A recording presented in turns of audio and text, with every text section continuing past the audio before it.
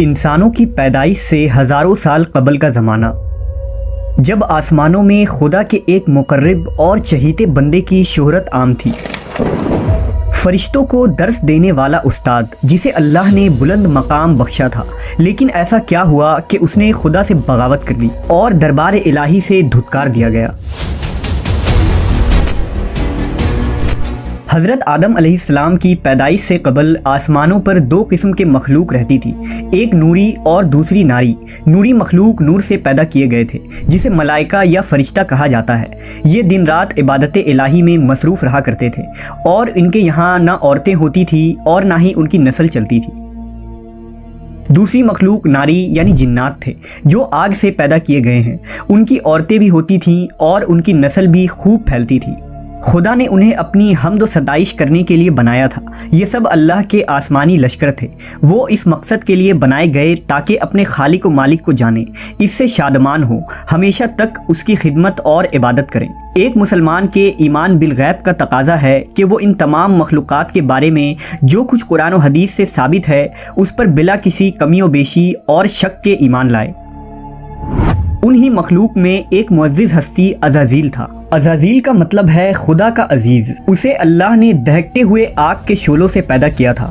حضرت آدم علیہ السلام کی پیدائش سے 144,000 سال پہلے سموم جنات کی پیدائش ہوئی۔ یہ جنات کا بابا آدم تھا۔ سموم جن کو زمین پر بھیج دیا گیا، جہاں 300 سال گزرنے کے بعد زمین پر اسے اپنی نسل کی جن مخالف ملی، جس سے اس نے شادی کر لی اور وقت گزرنے کے ساتھ کثیر تعداد میں اس کی اولادیں ہوئیں۔ ابتدا میں تو یہ قوم جنات اللہ کے فرما بردار اور اطاعت گزار تھے، لیکن بہت جلد یہ سرکش اور نافرمان ہو گئے۔ جب ان کی بدعمالیوں کی حد پار ہو گئی تو کثیر تعداد میں جنات نے موت کا ذائقہ چکھا اور وہ مر گئے۔ اس دوران جو نیک جنات تھے وہ باقی بچ گئے اور ان کی نسل آگے بڑھی۔ انہی جناتوں میں ایک مشہور جنات جن چلیپا تھا۔ چلیپا کا چہرہ ببر شیر جیسا تھا۔ چلیپا نہایت ہی قد آور اور بہادر جن تھا۔ اس کی بیوی کا نام تبلیس تھا، جس کا چہرہ بھیڑیے کی مادہ کی طرح تھا۔ وہ اپنے شوہر کی طرح دلیر اور طاقتور جن تھی۔ اس کی تمام قوم پر اس نے اپنی دھاک بیٹھا رکھی تھی اور قوم کا بچہ بچہ چلیپا کا احترام کیا کرتا تھا۔ ان کے یہاں ایک بچے کی پیدائش ہوئی جس کا نام عزازیل تھا۔ عزازیل میں اپنے ماں اور باپ دونوں کی خصوصیات شامل تھی، یعنی وہ نہایت ہی سرکش، مکار، بہادر اور طاقتور تھا۔ روایتوں کے مطابق قوم جنات کو دنیا میں بسایا گیا اور یہ حضرت آدم کی پیدائش سے 50,000 سال قبل کا زمانہ تھا۔ بہت جلد یہ جنات سرکش ہو گئے اور خدا کے نافرمان بن گئے۔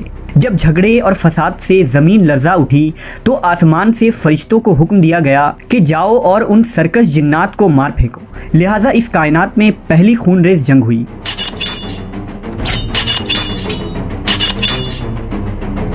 جس میں عزازیل کے ماں باپ یعنی چلیپا اور تبلیس نے بڑی بہادری سے جنگ کی، لیکن فرشتے ان پر غالب آ گئے۔ فرشتوں کا وار ان جناتوں پر اس طرح پڑتا کہ وہ اشک کھا کر گر پڑتے۔ اسی جنگ کے دوران عزازیل کے ماں باپ مارے گئے اور قوم جنات کے سرکش جنوں کو قیدی بنا لیا گیا۔ ان قیدیوں میں شہزادہ عزازیل بھی تھا۔ فرشتے جب اسے بارگاہ الہی میں لائے تو ان کو حکم ہوا کہ عزازیل کی بہترین تربیت کرو۔ چنانچہ فرشتوں نے عزازیل کی تربیت بہترین انداز سے کی۔ عبادت، ریاضت کے طریقے اور آداب سکھائے گئے۔ اس طرح وہ بہت جلد اللہ کا مقرب ترین بندہ بن گیا۔ ایک وقت ایسا آیا کہ عزازیل اللہ کا سب سے چہیتا، عبادت گزار، ریاضت کرنے والا اور زاہد بندہ تھا، جس میں اس کا کوئی ثانی نہ تھا۔ حکمت و دانشوری میں بھی اسے کمال حاصل تھا۔ عزازیل اپنی عبادت و ریاضت کی وجہ سے اس درجے تک پہنچ چکا تھا کہ اسے فرشتوں کا معلم مقرر کر دیا گیا اور آسمان والے اسے عابد کہہ کر پکارنے لگے۔ حضرت کعب بن احبار کا بیان ہے کہ عزازیل 40,000 برس تک جنت کا خزانچی تھا، 80,000 برس تک فرشتوں کا ساتھی رہا، 20,000 سال تک فرشتوں کو واز سناتا رہا۔ جس ممبر پر بیٹھ کر عزازیل فرشتوں کو درس دیا کرتا تھا، اسی ممبر کے نیچے حضرت جبرائیل، میکائیل، اسرافیل اور عزرائیل علیہ السلام بیٹھ کر اس کی درس و تدریس سنا کرتے تھے۔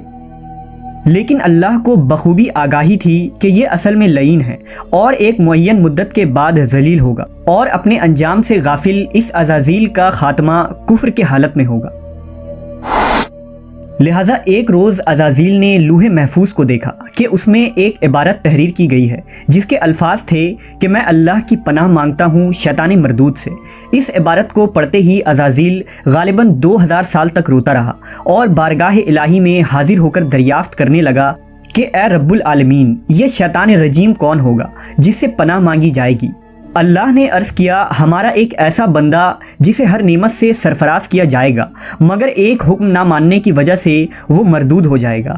عزازیل نے خواہش کی کہ میں اس ملعون کو دیکھنا چاہتا ہوں، جس پر اللہ کی جانب سے عرض کیا گیا کہ تو جلد اسے دیکھے گا۔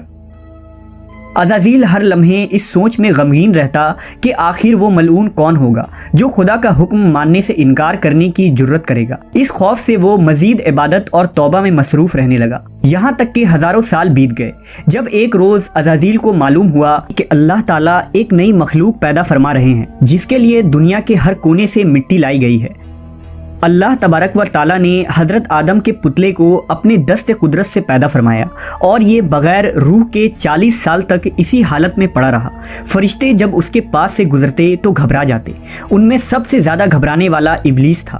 یہ اس کے پاس سے گزرتا تو اسے مارتا، جس کی وجہ سے اس جسم سے ایسی آواز نکلتی جیسے کھنکھناتی مٹی کی ٹھیکری سے نکلتی ہے۔ اور پھر وہ دن بھی آ گیا جب رب العالمین نے فرشتوں سے فرمایا کہ میں زمین پر اپنا ایک نائب بنانے لگا ہوں، وہ زمین پر میرے احکام کو نافذ کروائے گا۔ فرشتوں نے عرض کیا، اے پاک پروردگار، یہ زمین پر فساد برپا کریں گے اور یہ آپس میں خون ریزی کریں گے، جبکہ ہم تو دن رات آپ کی تسبیح کرتے رہتے ہیں اور آپ کی پاکی بیان کرتے ہیں۔ اللہ نے فرمایا، جو کچھ میں جانتا ہوں وہ تم نہیں جانتے۔ پھر اللہ نے حضرت آدم کو تمام چیزوں کے نام سکھا دیے اور انہیں فرشتوں کے سامنے پیش کرتے ہوئے فرمایا، اگر تم سچے ہو تو مجھے ان کے نام بتاؤ۔ انہوں نے کہا، تو پاک ہے، ہم تو اتنا ہی جانتے ہیں جتنا تو نے ہمیں بتایا ہے، بے شک تو بڑے علم و حکمت والا ہے۔ پھر اللہ نے فرمایا، اے آدم، ان چیزوں کے نام بتا دو۔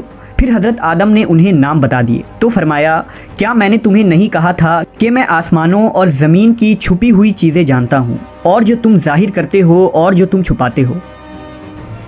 پھر فرشتوں کو حکم دیا گیا کہ آدم کو سجدہ کرو، لہٰذا انہوں نے سجدہ کیا، مگر عزازیل نے سجدہ سے انکار کیا۔ اللہ نے فرمایا، تجھے سجدہ کرنے سے کس چیز نے منع کیا جبکہ میں نے تجھے حکم دیا؟ وہ کہنے لگا، میں اس سے بہتر ہوں کہ تو نے مجھے آگ سے بنایا اور اسے مٹی سے بنایا ہے۔ میں ایسا نہیں کہ اس انسان کو سجدہ کروں جسے تو نے سڑے ہوئے کھنکھناتے گارے سے پیدا کیا ہے۔ اللہ نے فرمایا، اب تو یہاں سے نکل جا، کیونکہ تو مردود ہو چکا ہے اور قیامت تک تجھ پر میری پھٹکار ہے۔ عزازیل نے کہا، اے میرے رب، مجھے روز محشر تک کی مہلت دے دے۔ فرمایا، جا، میں نے تجھے متعین وقت کے دن تک مہلت دے دی۔ اس نے کہا، مجھے تیری عزت کی قسم، میں ان سب کو یقیناً بہکاؤں گا، ان پر حملہ کروں گا، ان کے آگے سے بھی اور پیچھے سے بھی، اور ان کے دائیں جانب سے بھی اور بائیں جانب سے بھی، اور آپ ان میں سے اکثر کو شکر گزار نہیں پائیں گے۔ اللہ نے فرمایا، یہاں سے ذلیل و خوار ہو کر نکل جا، ان میں سے جو شخص تیرا کہنا مانے گا میں ان سب سے جہنم کو بھر دوں گا۔ اور یوں بارگاہ خداوندی سے دھتکارے جانے کے بعد عزازیل ابلیس بن گیا۔ اپنی غرور و تکبر اور رعونت کی بنا پر اس کی ہزاروں سال کی عبادت و ریاضت ضائع ہو گئی اور اسے عرش سے فرش پر پٹک دیا گیا۔ اسلام کے علاوہ دوسرے مذہبی کتابوں اور عقیدوں میں بھی ابلیس یا عزازیل کا ذکر ملتا ہے۔ یونانی کتابوں میں اسے اپولین اور کتاب مقدس میں لوسیفر یا سیٹن کہا گیا ہے۔ زمانہ قدیم سے ہی ایک منفرد مذہب اور گروہ اس شیطان یا لوسیفر کی پوجا کرتے آ رہے ہیں، جن کا ماننا یہ ہے کہ خدا سے لوسیفر کا بغاوت کرنا بالکل درست تھا۔ وہ عزازیل کو ایک عظیم قوت قرار دے کر خدا کی مخالف میں کھڑا کرتے ہیں اور شیطان کی عبادت کرتے ہیں۔ اس مذہب کے ماننے والوں کو سیٹنسٹ کہا جاتا ہے۔ روایتوں کے مطابق ابلیس کی موت کا وقت اسرافیل کے پہلے اور دوسرے سور پھونکنے کے درمیان کا وقت ہے، جب اسے دی گئی مہلت پوری ہو چکی ہوگی اور وہ ذلیل و خوار ہو جائے گا۔ قرآن مجید کے مطابق روز حشر خدا کے فیصلے کے بعد ابلیس اپنے پیروکاروں سے اعلان برات کرتے ہوئے کہے گا کہ تم اپنے گناہوں کے خود ذمہ دار ہو۔ نیز وہ کہے گا کہ خدا نے تمہیں سچا وعدہ دیا تھا اور میں نے جو وعدہ تمہیں دیا تھا میں اس کی مخالفت کرتا ہوں۔ مجھے تم پر کسی قسم کا کوئی تسلط حاصل نہیں تھا سوائے اس کے کہ میں نے تمہیں بلایا اور تم نے میری پکار پر لبیک کہا۔ بس مجھے ملامت نہ کرو، اپنے آپ کو ملامت کرو۔ اب میں تمہارا فریاد رس نہیں ہوں اور نہ تم میری فریاد رس ہو سکتے ہو۔ عزازیل کا حضرت آدم علیہ السلام کو سجدے سے انکار کا جذبہ حسد تھا، جس نے اسے مجبور کیا کہ میری جگہ آدم کو کیوں مل گئی۔ یہ اس کا جذبہ تکبر اور غرور تھا کہ میں سب سے اعلیٰ ہوں۔ یہ صرف اس ایک سجدے کے انکار کی بات نہیں تھی، بات اطاعت سے سرکشی کی تھی۔ ابلیس نے دل میں خود کو رب مان لیا تھا۔ اس شرک عظیم کے نتیجے میں ابلیس تا قیامت رسوا اور لعنتی ٹھہرا اور اولاد آدم کو بھٹکانے کے لیے آزاد قرار پایا۔